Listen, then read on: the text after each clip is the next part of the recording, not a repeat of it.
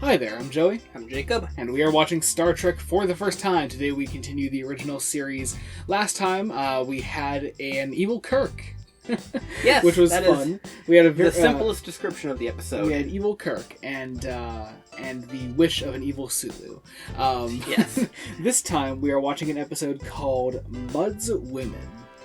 Mudd's Women. Yes, M-U-D-D. So this seems to be a person, I think. Mudd's Women. Oh, okay. Yeah. I mean, not that that makes it make any more sense, really. I mean, a little bit. It makes a little more sense. Let's be honest. Than if it were just like the inanimate object mud. Yeah. Yeah, exactly. Makes a little more sense. What if it is Mud Women, though? Well, let's find out, obviously. Alright, so we're going to get into post-episode thoughts in a second. We're about to watch Mudd's Women. I think I just about openly wept when the credits started rolling and it said story by Gene Roddenberry. Knowing that the first... I think he had a hand in the pilot episode. But yeah, barring the pilot. The first thing he actually had a hand in the show itself was the most sexist thing we watched so far.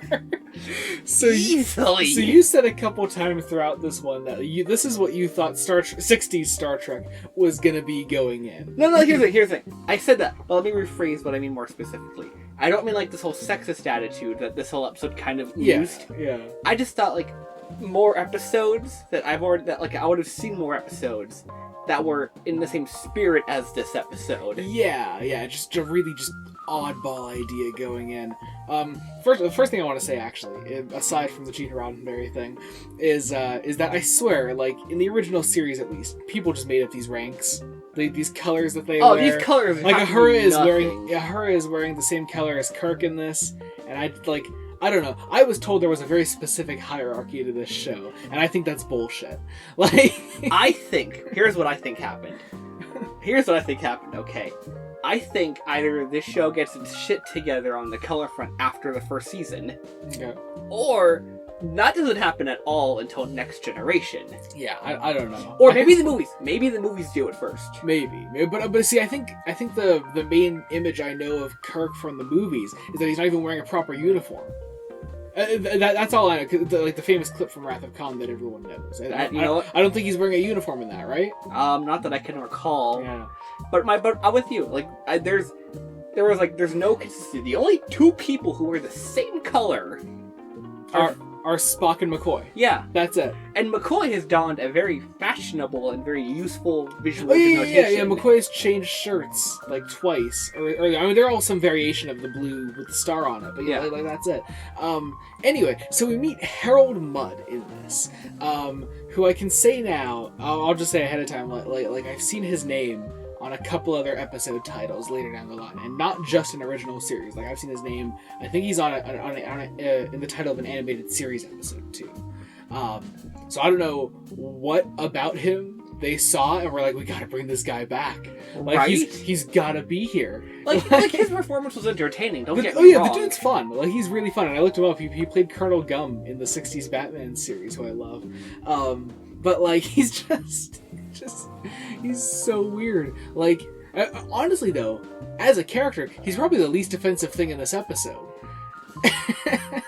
As far outside of the crew, of course. Outside of the crew. If we're talking like the guest characters that are just in this episode, like, he's probably the least sexist thing here. Yeah. So like, okay, so so Harold Mudd, or he's known by a different name for like 5 minutes, and then they just drop. Then they strip him of his disguise. In actually a pretty funny scene with like this lie detector test thing, but he brings like these women onto the Enterprise. And like they ask him, are they your crew? And he goes, kinda. They're my cargo, he says. And that's no. That's just no. That's right. Not it. All the no. That's not it. So he brings them here, and I was like, okay. So like they say they have like a magnetic charm to the rest of the crew there. Quite noteworthy, I think, is the fact that Janice is not present in this episode because we have someone else to objectify this time. So we have so they have like a magnetic charm, they say, and I'm like, okay, they got to be like robots, right? That was my bet. Yeah, and I was like, it can't just be like a human trafficking thing, can it? But it is. Yeah, unless we massively misunderstood the point. It was totally just Yeah, human trafficking. Yeah. Now, Mud says that, like, oh yeah, they can, like, opt out whenever they want. They don't have to do this. They want it. I'm like, okay, sure, but you're still selling people. Yeah. Like, just when you really break it down to what it is, you're just selling people. Right. Right. Because, like, there's a point where, like, they get to where they're going because they burned up all their crystals trying to save Mud, like their power supply, which has now been two different means of power, by the way. They burnt up these crystals they were using, and, like, they get there, the miners come up, and they're like, okay, we don't want money, we want Mud's women. And Kirk's like, that's just not gonna happen, are you crazy? And then Mud walks in with the women, and they go, yes, we'll gladly trade. Yeah. So Eve is the one that's sort of, like, different from the other two.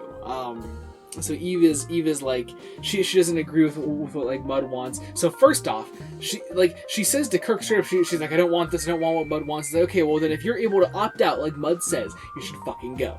Yeah, but no, you go with this every step. Yeah. So anyway, so she's not okay with all this. She gets stuck with one of these miners that they're trying to trade with, and she gets stuck with one of them. She starts to, like, live with him for a little bit. She starts to, like, her looks start to degrade, and then Kirk and Mud come down, and they hand out one of these, like, crystal pill things, and she takes it. She takes it from Kirk, and she gets her looks back, and then afterward Kirk is like, that's not one of the crystal pills at all. I gave you the placebo.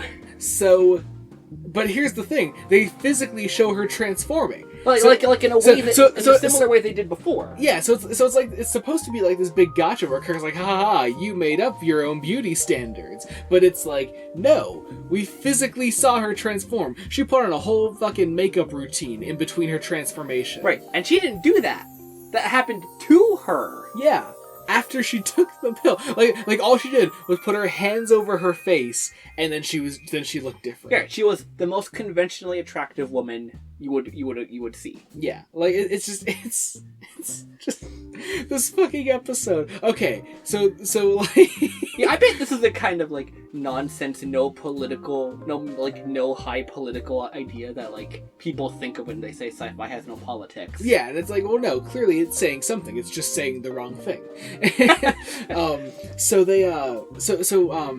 We watched 6 episodes of Star Trek now. We've clearly had 2 stinkers of the first 6. Yes. I will say, between Charlie X and this, I think this is better. This is better? If for nothing else, just it's fun, at least. Like, yeah. Mud's a fun character. Like, I'd rather watch Mud and the horny women than Charlie being weird to Janice. Right. You know? But at least Charlie X had the better message somehow. Yeah, at least Charlie X says there's no right way to hit a woman.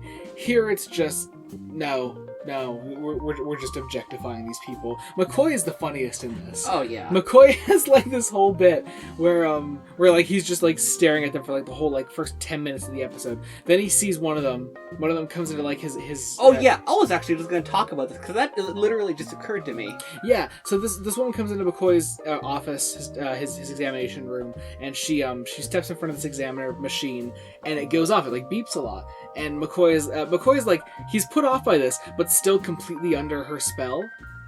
Yeah. I'm getting out. I think what you're gonna bring up is that like okay, what is actually setting off the machine?